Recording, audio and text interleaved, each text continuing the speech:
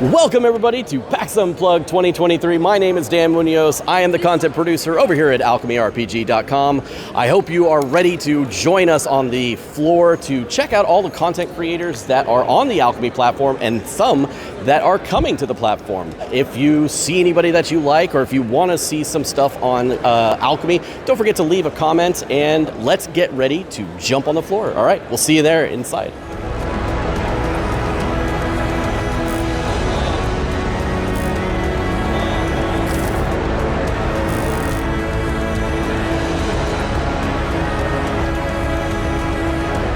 This here is Luke, and we are at the Pirate Borg booth. Welcome aboard, mateys!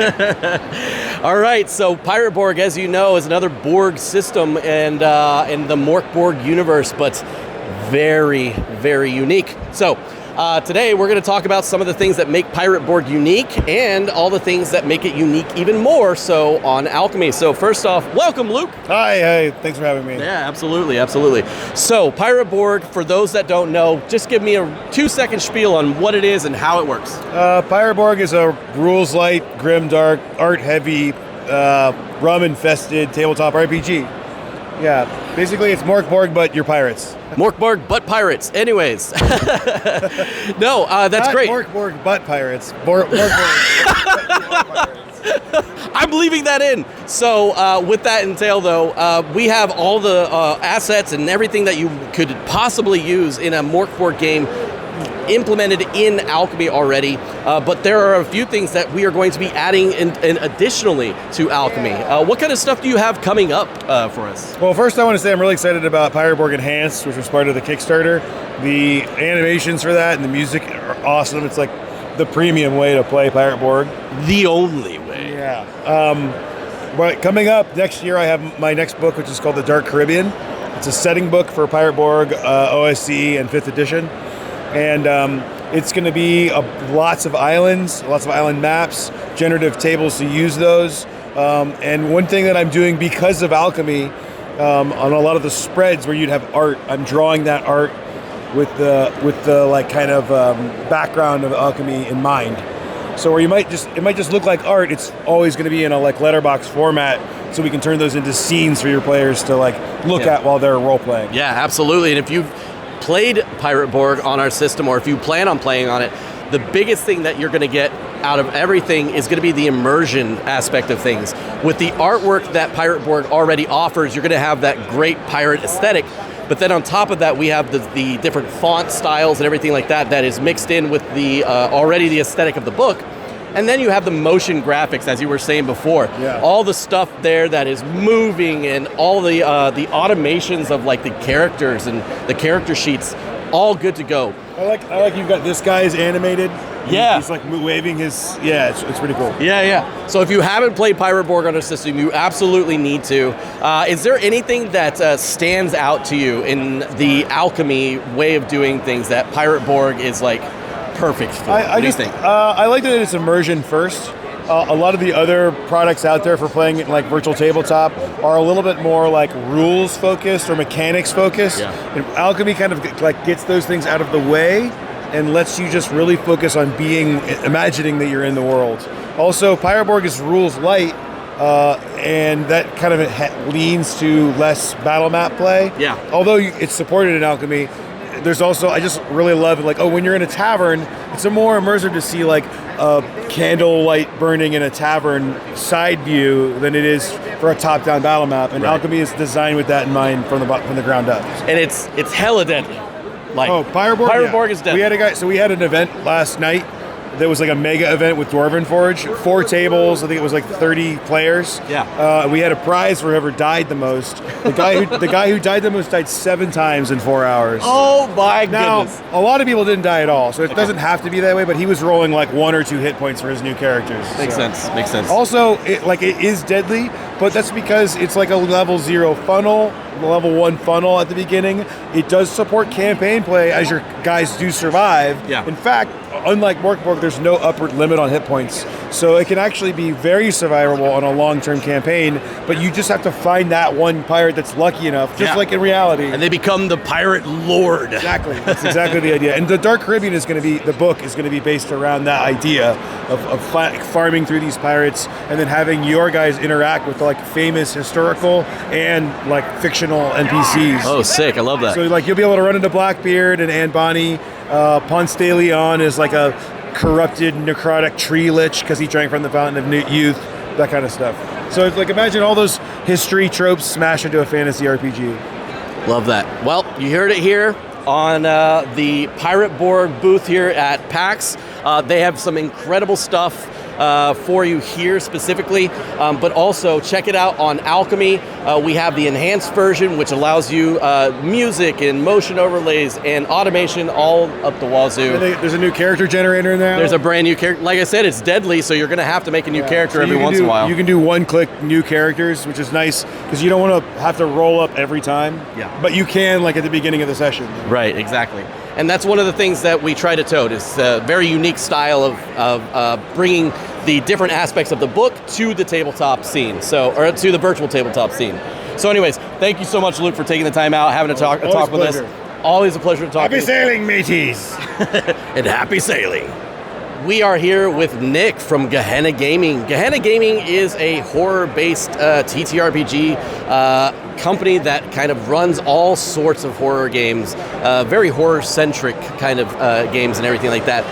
And they play a ton of actual plays and everything like that on Twitch and YouTube, and they have a bunch of involvement with Alchemy in terms of like running games from Alchemy and everything like that. So we are here to talk about horror in general and your enjoyment of the game. So what are some of the games that you enjoy playing on the Alchemy platform or in general? Like in terms of, do you like cosmic horror? What's your favorite type of horror? I really do enjoy like cosmic or existential dread. Alien RPG has been most likely my favorite system for the last 3 years. Seeing that it's coming to Alchemy, I've been very excited for it. And, you know, I backed the Kickstarter, so I'm ready to start playing when it comes out. But yeah, Alien, Call of Cthulhu has also been a big thing for me. Really enjoy that. Beginning back into D&D recently with Steinhardt's Guide to the Eldritch Hunt. What I actually got from the content deck, you literally get it right away. Yeah, and that's been great because I love Bloodborne, and being able to go in that kind of gothic Victorian horror has been so enjoyable. Yeah, for sure. I mean, people love Curse of Strahd, that gothic horror is built into the heart of D&D. Curse of Strahd's been around forever. Yeah. So I mean, giving us more options and like more like scenarios and landscapes that you can build in gothic horror is amazing. So you brought up Alien, and Alien is like pretty popular on our system, on the things to come. And so what is your favorite aspect of Alien that you think is like really going to be played out well with Alchemy?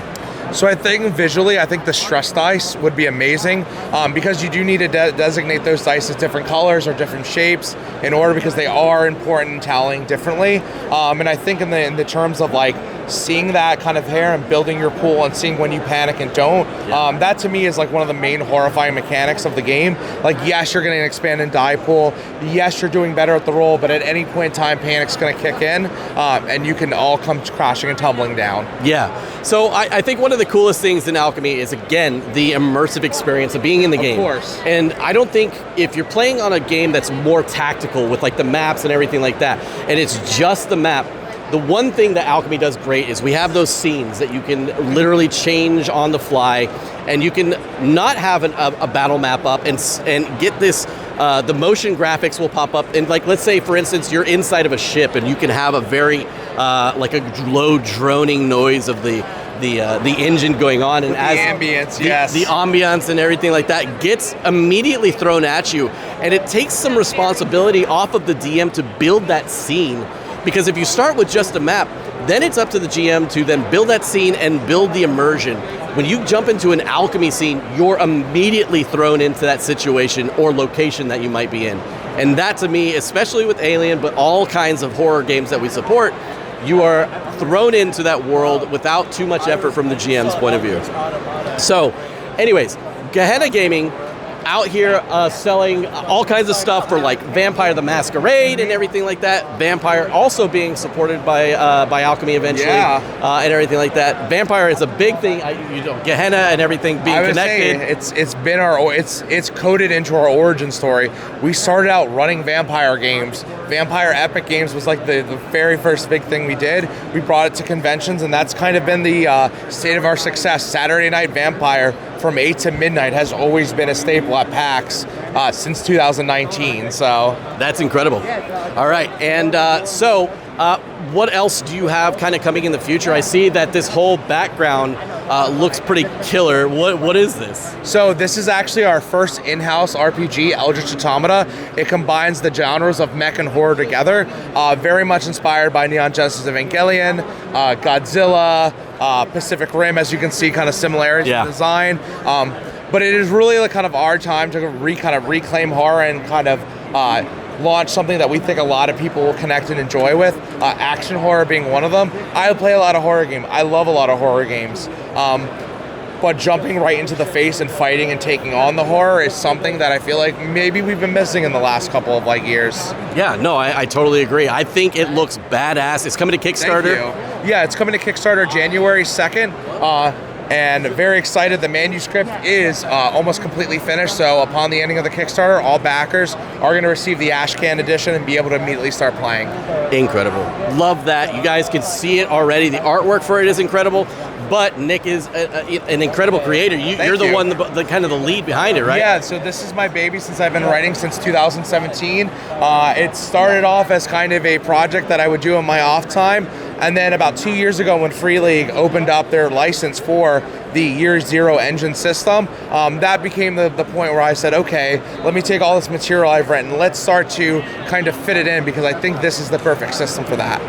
Awesome. So if you're a fan of the Year Zero system, this is what we use, and I'm looking forward to it. So thank you, Nick, for joining me. I appreciate your insight on all the things. Thanks for having me. Yeah, absolutely, absolutely. So if you haven't already, go check out Gehenna Gaming and check out all the horror games that we got going on Alchemy. So thank you guys. We'll see you in the next one. All right, bye.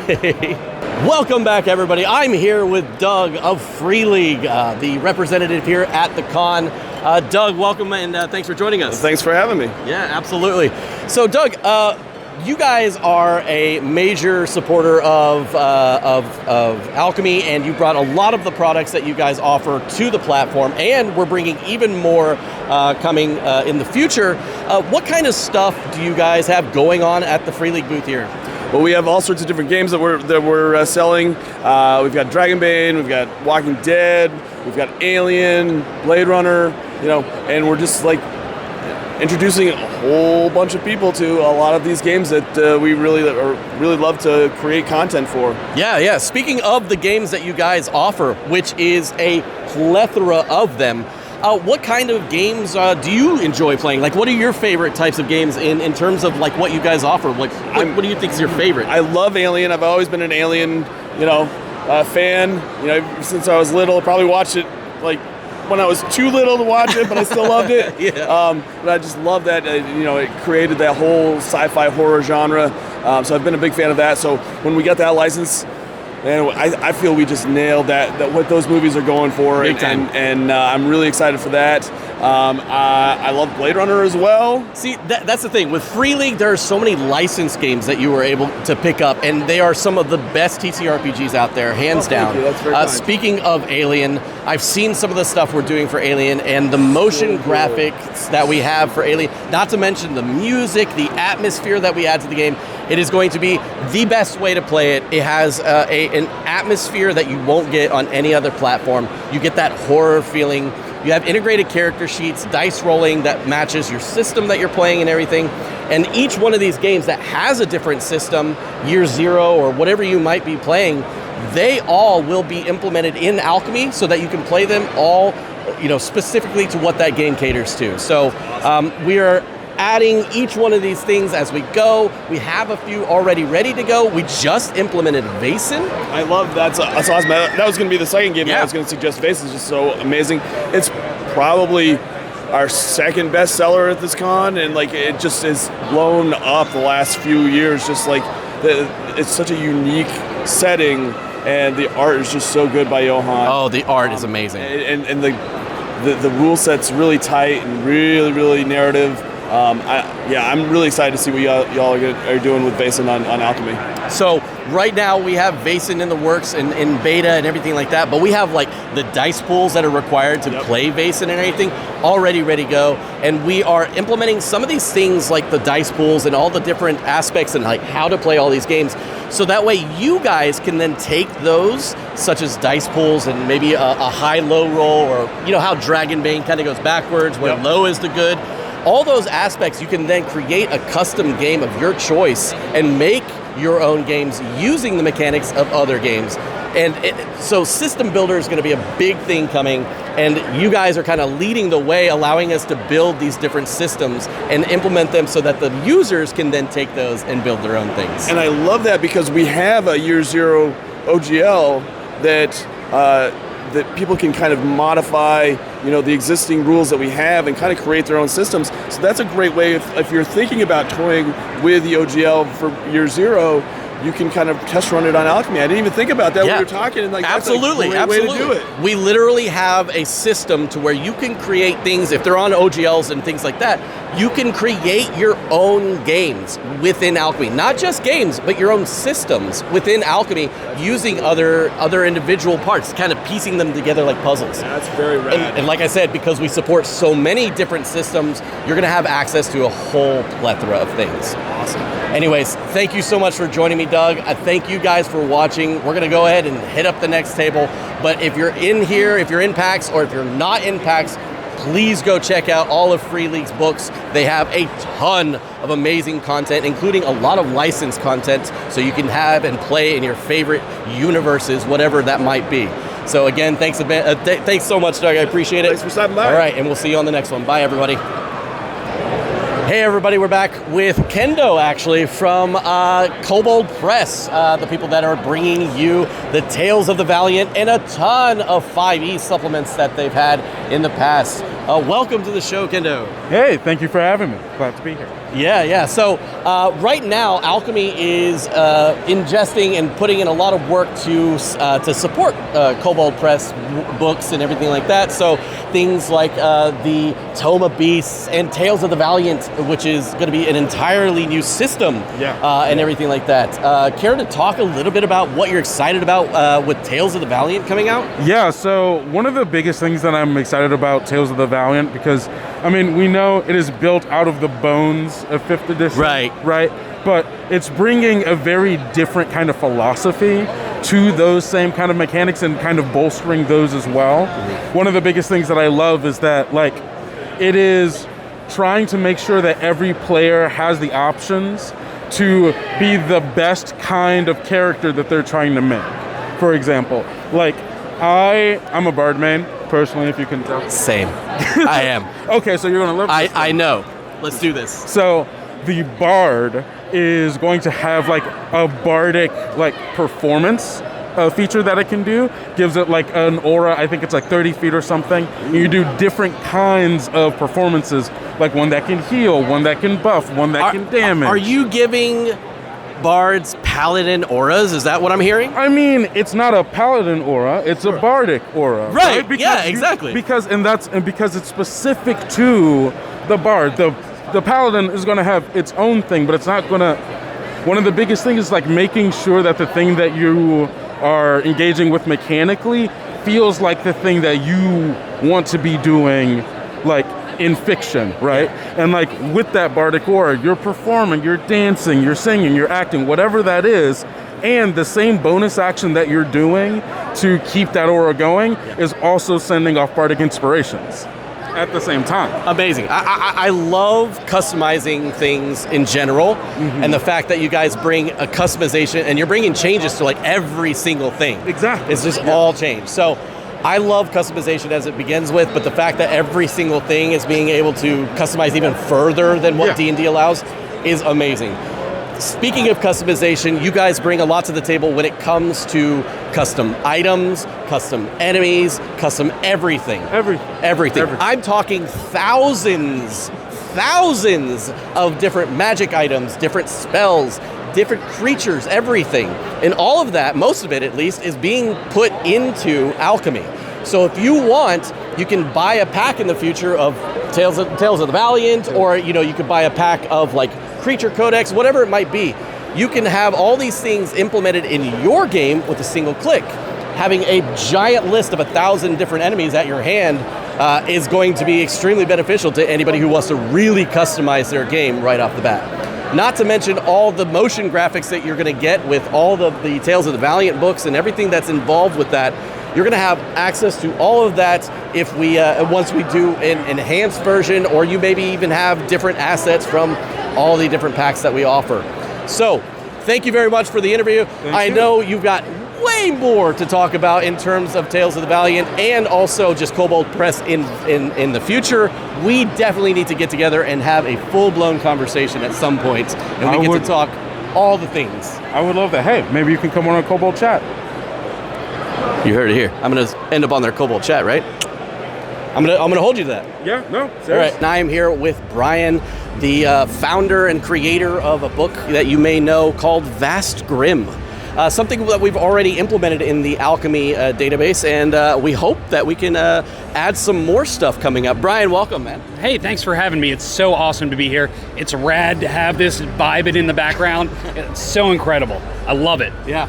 So we've implemented Vast Grimm into our systems and everything like that, and it's a very Borg-like deadly game. If you have no idea what Vast Grimm is, can you give us a bit of a lowdown or like a pitch on what Vast Grimm is all about? Sure, absolutely. Almost all of humanity has been overcome by these parasitic worms, and when they take over your body and your mind, you become what's known as the Grimm, an alien hive mind-like zombie species. So players band together in legions. Whether they like each other or not, they're sticking together because there's always strength in numbers. Maybe they're trying to just survive the day. Maybe they're trying to save what's left of humanity, or there's this fabled gate of infinite stars being built. Maybe they can find a piece of that and get the hell out before it all comes crashing down. Amazing. The thought that the world is ending is a very common theme in all the Borg games attached to death is basically inevitable. But in this, it seems like there may be ways out. There is a glimmer of hope. There's a glimmer. But what happens if you get through that gate and then you bring the worms with you and you destroy another universe? What a jerk. But it's not the one you came from, right? Right. So who cares? We saved the universe, kind of. We saved at least a saved universe. our own skin, right? Yeah, exactly. So with the people who already love Vast Grimm, if you played it before, we have some more stuff possibly coming down the line. What kind of future do you see for Vast Grimm? Well, we just released 3 new books, including Starship Combat, Space Raiders, which are like space pirates, and a new adventure set on the planet where all the worms first came out of, and that's in the pipeline to be released. So I can't wait for that to happen, because if you know the Pirate Borg version with naval combat, it should work very similarly to that, and it's got Starship Generation that's just like character creation, so you could probably click random generate, and have all these new, as a GM, have a fleet of ships just show up out of nowhere. Yes, right? Excellent. That's one of the things too with the Borg systems. Tons of roll tables. If you like roll tables and randomization, it's super easy, super fast. You can get into a game of Vast Grimm within minutes. Yeah. You get that automatic character creation and on this ship generation, whatever it might be, and you're instantly playing. With Alchemy, you can see in the background we have a series of scenes and motion graphics and things going on in the background. You can turn those off if you don't like all the flashiness of it, but it's definitely as immersive as you're going to get. And these scenes kind of play out how wherever you might be in the universe, you might be in a meteor shower, you might be fighting off one of these giant worms, whatever it may be. Alchemy is able to bring you into that versus like a tabletop that's just a table, a top-down grid. It really brings it to life. When I first tried the scene where it had the Salzarite with the giant pinchers, and all of a sudden they start coming in, I was like, ah! And then the Cellophite one with the tentacles all coming up, I was like, oh my gosh, it really feels like my creatures are alive. Yeah, it's like bringing it to life with animation is one of the things that as a book writer you don't really think is ever going to come down the line. I see it in my brain, but it's not there on the printed page. Yeah, and we have some amazing people working for us to make these scenes come alive and everything like that. And their original artists give us that beautiful art direction that allows us to bring these worlds to life just through the creator's eyes and through the illustrator's eyes. So I hope that you guys are able to write as many books as possible for Vast Grimm, and then if you have any projects in the future, we're probably going to end up picking those up as well because you already have artist. There you go. It's coming down the line. A lot of stuff is coming down the line for Vast Grimm. So if you're a fan, check us out, alchemyrpg.com, and get in and play some Vast Grimm. And we got some more stuff coming your way. Keep checking us out here on our YouTube channel. If you haven't already, hit that subscribe button, and you will be you're in tune to watch some more videos. You know, maybe from PAX U or maybe about our system. All right, thanks for watching, guys. We'll see you on the next one. Bye.